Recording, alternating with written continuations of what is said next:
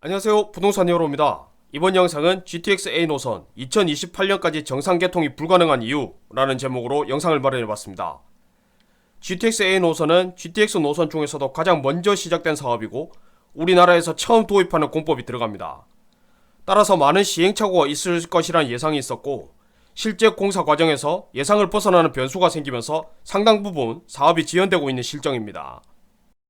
특히 GTX 노선처럼 긴 구간을 여러 사업자가 공구별로 나눠서 공사를 하는 경우는 각 공구별 공정률이 비슷한 것이 좋고 결국 마지막 공사가 마무리되어야 개통이 가능한데요. 현재 상황으로는 2028년까지는 정상적인 개통이 불가능할 것이라는 예상이 나오고 있습니다. 구체적인 내용을 이 영상으로 풀어드릴 테니까 관련된 분들은 영상 끝까지 보셨으면 좋겠습니다. GTX A 노선은 파주 운정에서 삼성역을 거쳐서 동탄신도시까지 연결하는 노선이고 GTX 노선 중에서는 가장 사업 속도가 빠릅니다. 현재 큰 틀에서는 운정 삼성 구간과 동탄 삼성 구간을 분리해서 공사하고 있고 각 구간도 운정 삼성은 609로 동탄 삼성 구간은 509로 각각 나눠서 서로 다른 사업자가 공사를 진행하고 있습니다. 그런데 GTX A 노선의 운정 삼성 약 45.1km 구간의 평균 공정률이 예상이 훨씬 못 미치는 20.6%인 것으로 확인이 됐습니다.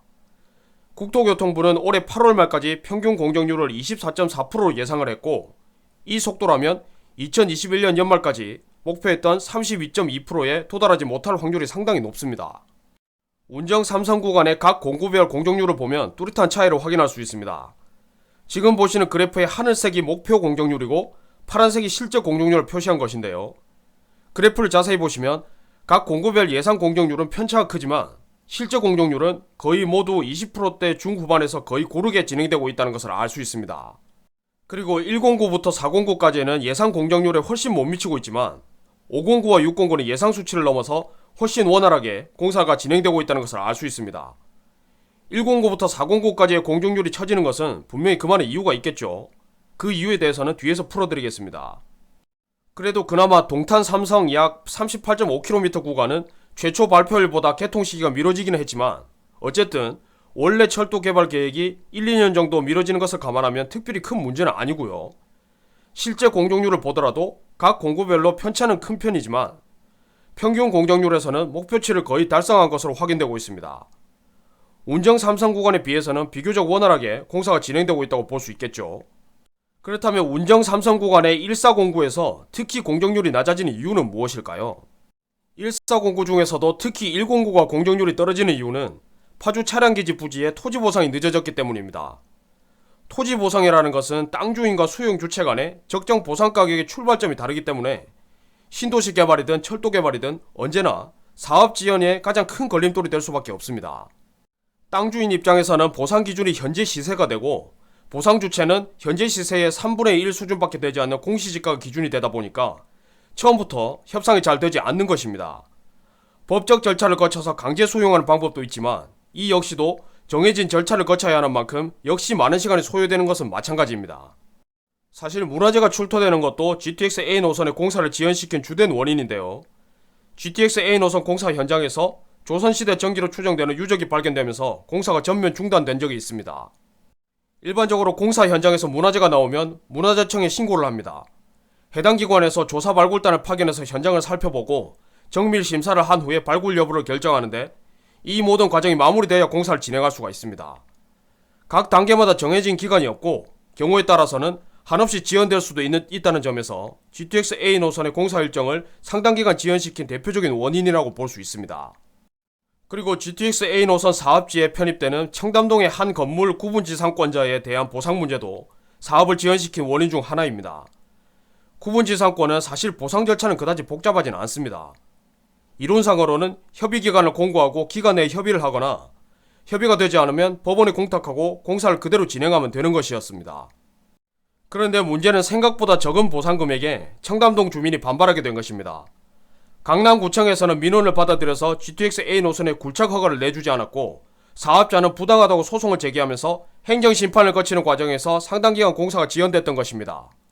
그래도 이런 문제들은 지금은 해결이 됐고 불가피하게 공사가 조금 더 지연될 가능성은 있습니다. 그러나 공사가 정상적으로 마무리된다고 하더라도 완공 후에도 상당 기간 강남 직결이 되지 않은 채로 일부 구간만 운행이 될 수도 있습니다. 이건 무슨 뜻일까요? 그 이유는 바로 삼성역 복합환승센터가 아무리 빨라도 2028년에 완공될 예정이기 때문입니다. 삼성역은 GTX A 노선뿐만이 아니라 C 노선과 기존 2호선과 9호선이 연결되는 교통의 요충지인 만큼 복합환승센터 건립에도 많은 예산과 시간이 소요되고 있는데요. 그렇다면 완전 개통이 힘들다면 복합환승센터로서의 기능은 활용하지 못해도 임시 정차 공간을 만들어서 GTX가 정차할 수 있도록 할 수는 없는 것일까요? 하지만 이 역시도 쉽지 않아 보입니다.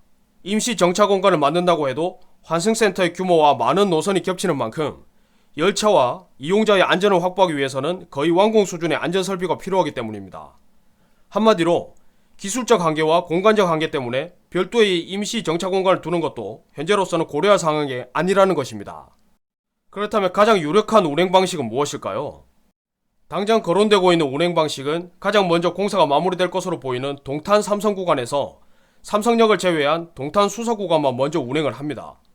그리고 뒤에 이어서 운정 삼성 구간에서 삼성역을 제외한 운정 서울역 구간만 개통을 해서 부분적으로 운행을 하다가 2028년에 삼성역이 완공되면 그때 가서 전체 노선을 운행하겠다는 겁니다. 사실상 이렇게 되면 개통은 되더라도 GTX의 장점은 살릴 수 없는 상태가 됩니다.